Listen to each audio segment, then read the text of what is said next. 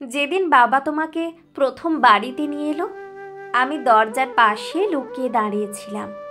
বেশি কিছু মনে নেই, শুধু এটুকু মনে আছে, তুমি একটা লাল রঙের শাড়ি পরে আমাদের ঘরে ওই খাটের উপর বসেছিলে।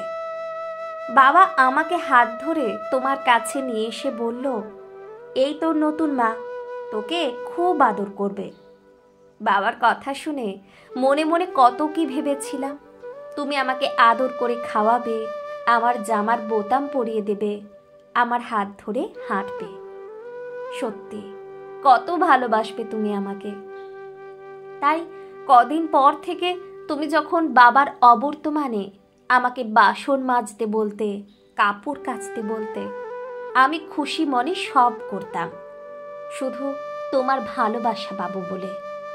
কিন্তু মাঝে মাঝে আমি কাজ না করলে তুমি যখন আমাকে মারতে শুরু করলে, তখন আস্তে আস্তে আমার সব ভাবনাগুলো দূরে সরে যেতে লাগলো। তারপর একদিন তোমার অত্যাচার সহ্য করতে না পেরে বাড়ি থেকে পালিয়ে গেলাম অনেক দূরে। রাস্তায় দুজন লোক আমাকে দেখে অনাথ আশ্রমে নিয়ে গেল। সেখান থেকে একজন খুব বড়লোক মানুষ আমাকে তার বাড়ি নিয়ে গেলেন। আমাকে লেখাপড়া শিখিয়ে অনেক বড় করলেন। আমি MBBS ডাক্তার হলাম। কলকাতার একটা হসপিটালে জয়েন করলাম। গতকাল রাতে ডিউটি থেকে বাড়ি ফেরার আগে একজন পেশেন্ট এমার্জেন্সিতে এলো। আমার ডিউটি না থাকা সত্ত্বেও কেন জানি না মন চাইলো দেখতে। পেশেন্ট দেখেই আমি চমকে উঠি। সেই দিনের লাল শাড়ি পরা মুখ। অনেক বছর পর দেখলেও মুখটা চিনতে আমার ভুল হয়নি।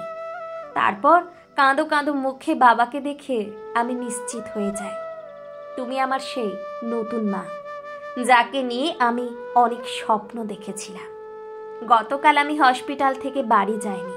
তোমাকে যখন নিয়ে আসে তখন তোমার জ্ঞান ছিল না।